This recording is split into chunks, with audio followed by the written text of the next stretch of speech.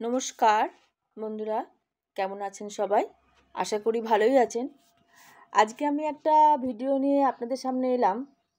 তো ভিডিওটা হয়তো আপনারা অনেকে দেখে উপকারও পাবেন, এই জন্যই আমি এই ভিডিওটা করা।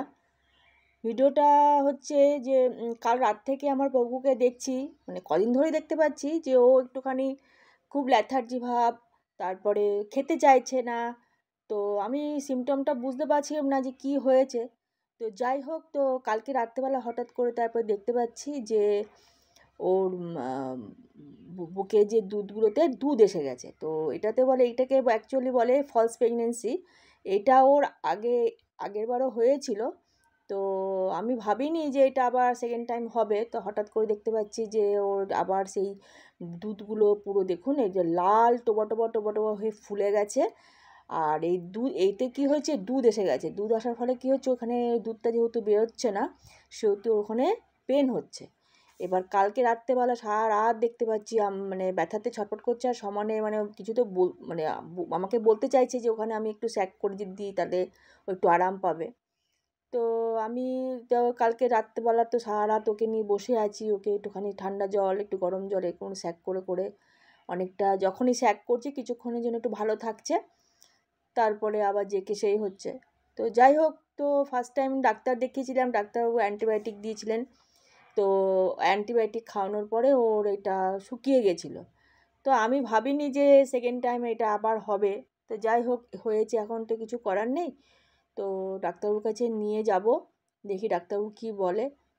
তো আপনাদের যাদের কাছে ডগি আছেন তারা তো এই ব্যাপারটা হয়তো অনেকে জানেন বা অনেকে জানেন না। সেই জন্য আমার এই ভিডিওটা করা, যে যাতে আপনাদের একটু উপকার হয়, বা আপনারা যদি অনেকে যা কিছু যদি কোনো পরামর্শ থাকে আপনারা অতি অবশ্যই আমাকে দেবেন, যাতে আমার পশুর কোনো হেল্প হয়।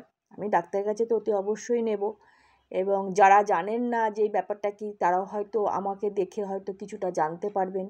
এই জন্যই আমার ভিডিওটা করা। এই দেখুন, এই যে স্যাক করে দিচ্ছি, স্যাক করে দেওয়ার পরে কি দিলে কি হচ্ছে, ও কিন্তু চুপচাপ শুয়ে আছে, অনেকটাই ও রিলিফ পাচ্ছে।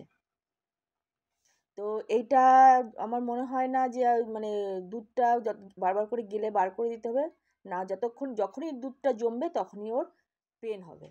তো আমার তো মনে হয় আবার কোথাও হয়তো অ্যান্টিবায়োটিক খাওয়াতে হবে।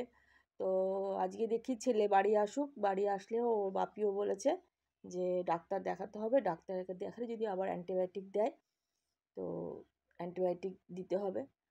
তো আমরা যেহেতু একবার পকু মা হয়েছে, আমরা সেকেন্ড টাইম আর পকুকে মা করতে চাইছি না। আর দ্বিতীয় টাইম আমরা ভেবেছিলাম যে পকুকে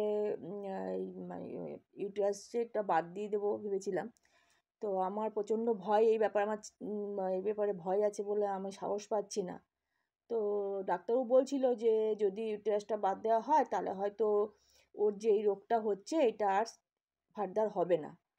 তো এখন দেখি, এখন ডাক্তারবাবুর সঙ্গে কথা বলে যদি মনে করি ডাক্তার যে এটা হ্যাঁ সত্যি সত্যি বাদ দিতে হবে, তাহলে আমাকে তো সেই চিন্তা ভাবনাই করতে হবে।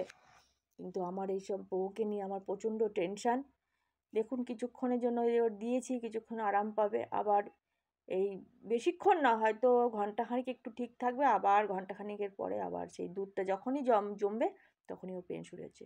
কালকে দেখুন সারা রাত ঘুমায়নি, এখন শান্তিতে একটু ঘুমাচ্ছে, আবার 1 ঘন্টা পর আবার ঠিক ছটপট ছটপট করবে। কদিন ধরে আমি দেখতে পাচ্ছি যে একটু খুব রাগ দেখাচ্ছে, খেতে চাইছে না, এক জায়গায় চুপচাপ শুয়ে আছে তো শুয়েই আছে। তা আমি ভাবিনি যে এটা নেক্সট টাইম আবার এরকম ঘুরে হবে। তো হয়েছে, এখন কিছু করার নেই। এখন এটা ওর কী বলবো, আর কিছু বলার নেই। তো যাই হোক, এই জন্য ভিডিওটা করে আমি আপনাদের সঙ্গে শেয়ার করলাম। আপনাদের যদি কারোর উপকার হয়, ভালো